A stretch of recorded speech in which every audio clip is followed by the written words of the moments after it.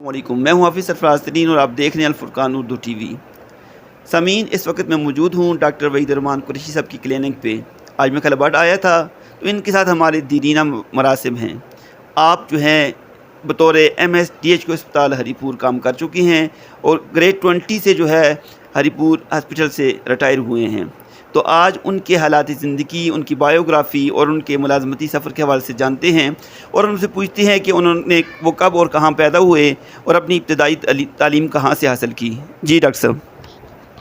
السلام علیکم سرفراز صاحب، بہت شکریہ آپ کا، آپ نے تکلیف کی میرے بتانے کی۔ میں نے اپنی تعلیم جو ہے وہ کراچی میں حاصل کی۔ میں نے میٹرک وہاں سے کیا ہے اور FSC بھی وہاں سے کیا ہے۔ MBBS ڈاؤ میڈیکل کالج سے کیا تھا 1988 میں۔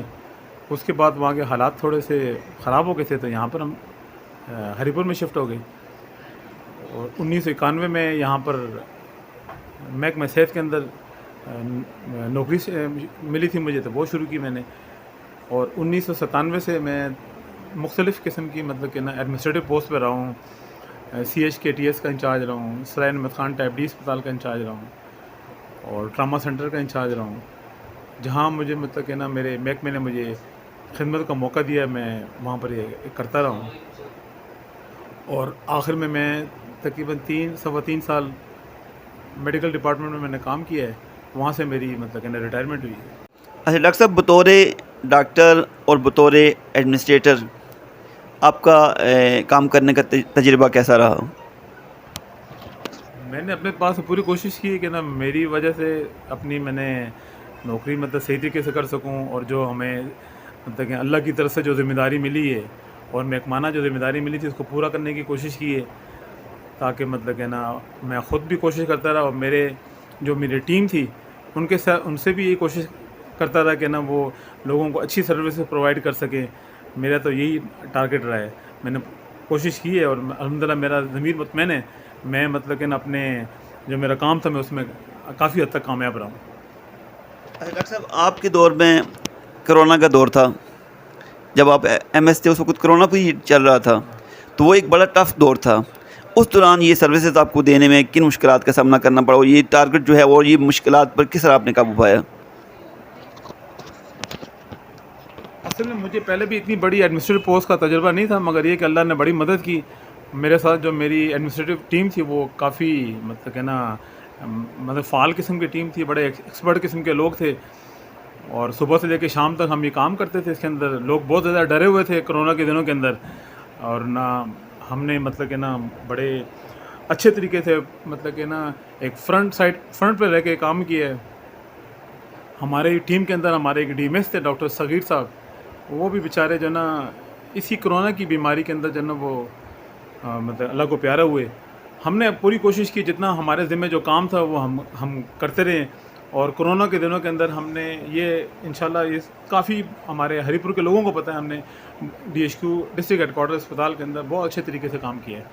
لیکن جو علاج ہمارا پنڈی اسلام آباد میں ہوتا تھا اس سے بہتر طریقے سے ہم نے یہاں پر DHQ ہری پور کے اندر کام کیا۔ اچھا ڈاکٹر صاحب، عمومی طور پہ یہ کہا جاتا ہے کہ ڈاکٹرز جو ہیں وہ غیر ضروری ادویات لکھتے ہیں یا غیر ضروری ٹیسٹ کرواتے ہیں، تو اس حوالے سے چونکہ آپ جو ہے اچھے فورم پہ کام کر چکے ہیں، بطور MS بھی کام کر چکے ہیں، تو کیا آپ اس حوالے سے اپنا خیالات کا اظہار کرنا چاہیں گے کہ غیر ضروری ٹیسٹوں یا غیر ضروری ادویات کے لکھنے کے حوالے سے؟ دیکھیے، میں ابھی آخر میں جب میں MS تھا تو اس کے بعد سے میں تقریباً 3.5 سال میڈیکل ڈپارٹمنٹ میں رہا ہوں۔ وہاں پر ہمارے پاس بڑے سینئر ڈاکٹر وہاں پہ تھے۔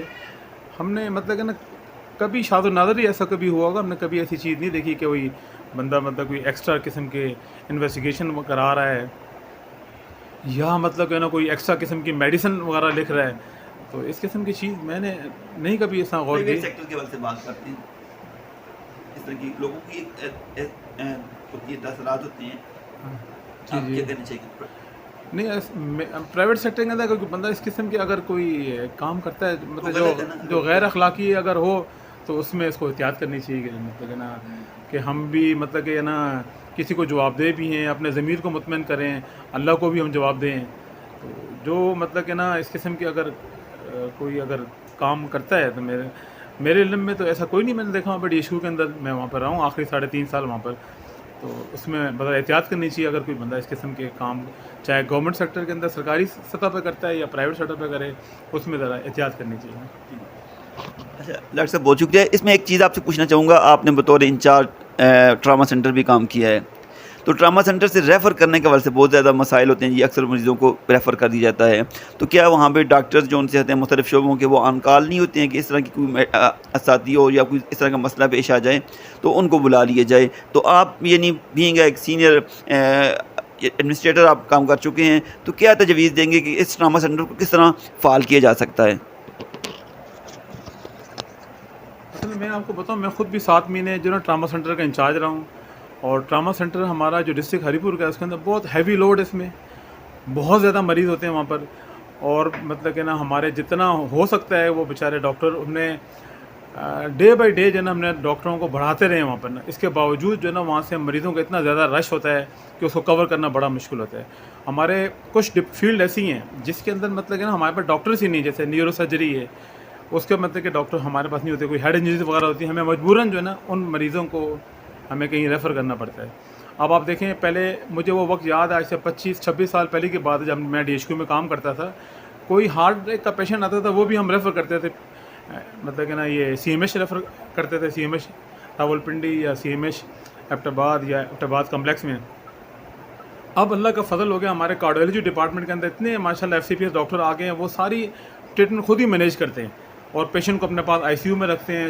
جو ایگریسو قسم کی ٹریٹمنٹ ہوتی ہے, اسٹیپٹوکائنیز وغیرہ, اور وہ سارے خود کوشش کرتے ہیں اور بڑا اچھا میں نے دیکھا مینیج کرتے ہیں, اور وہاں سے جو نا ہمیں ریفر کی ضرورت نہیں پڑتی ہے. بس ہم یہی کوشش کر رہے ہیں کہ اللہ کرے جو ہمارے کچھ ڈپارٹمنٹس کے اندر اسٹاف کی کمی ہے, سینئر ڈاکٹرس کی کمی ہے, اگر وہ ہمیں یہاں مل جائیں گے تو ہمارے پیشنٹ جو ہے نا یہاں سے ریفر ہونا وہ بند ہو جائیں گے.